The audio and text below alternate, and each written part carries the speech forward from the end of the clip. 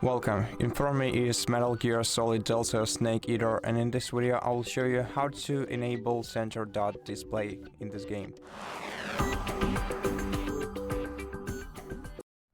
So in order to do that you have to return to the main menu, so either press escape, then return to the main menu, of course save beforehand, or just start the game and go straight to options, then in options select accessibility, and to enable center dot display you have to change this value to either small or large option, and that's how you do it. To apply changes, just press right key of your mouse or escape button, and this way the changes will be applied. And that's it. Thank you for watching this video. If you liked it, consider subscribing to our channel, leave us a like and a comment below, and I'll see you in the next one.